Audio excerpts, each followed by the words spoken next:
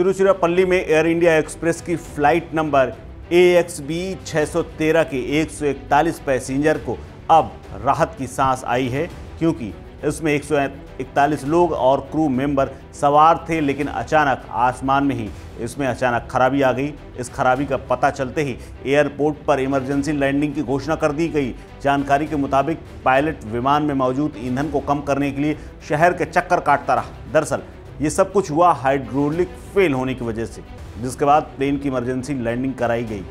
Airport पर fire brigade और ambulance का पूरा बेड़ा आ गया और इमरजेंसी मैसेज मिलते ही एयरपोर्ट पर हर सुविधाएं इकट्ठा कर ली गई। साथ ही इमरजेंसी रेस्क्यू टीम भी तैयार हो गई। पूरे एयरपोर्ट स्टाफ को अलर्ट रखा गया। एयर ट्रैफिक कंट्रोल की तरफ से लैंडिंग का ऐलान होते ही तय प्रक्रिया के मुताबिक इसकी लैंडिंग कराई जाने की प्रक्रिया शुरू हुई, लेकिन सब कुछ ठीक रहा। एयरपोर्ट के डायरेक्टर ने बताया कि त्रिची के आसपास जो आसमान में विमान मंडरा रहा था उसको सुरक्षित लैंड करा लिया गया है। पायलट ने हाइड्रोलिक फेलियर के बारे में एयरपोर्ट को बताया था। प्लेन की सुरक्षित लैंडिंग करा दी गई है। इसमें 141 यात्री सभी सुरक्षित हैं। ये फ्लाइट त्रिची से शारजाह जा रही थी और रात 8:14 पर फ्लाइट ने एयरपोर्ट पर लैंड कर लिया है।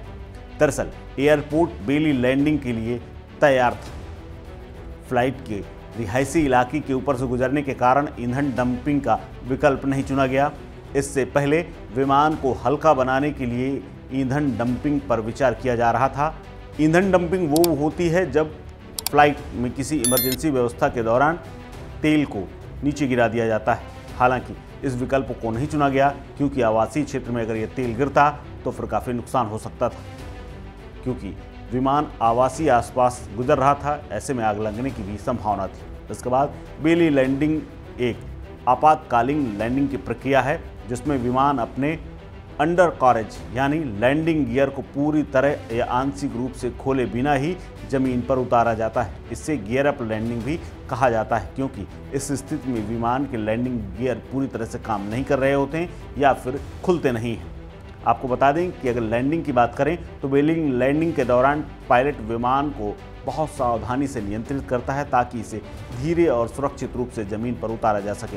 विमान के पेट से निचले हिस्से पर रनवे पर संपर्क होता है और पायलट अधिकतर रनवे का लंबाई का इस्तेमाल करते हैं। विमान को धीरे धीरे रोकने की कोशिश की जाती है। बेली लैंडिंग में विमान के निचले हिस्से को नुकसान हो सकता है, लेकिन अगर लैंडिंग सही से हो जाए तो ये यात्रियों और क्रू के लिए सुरक्षित होती है।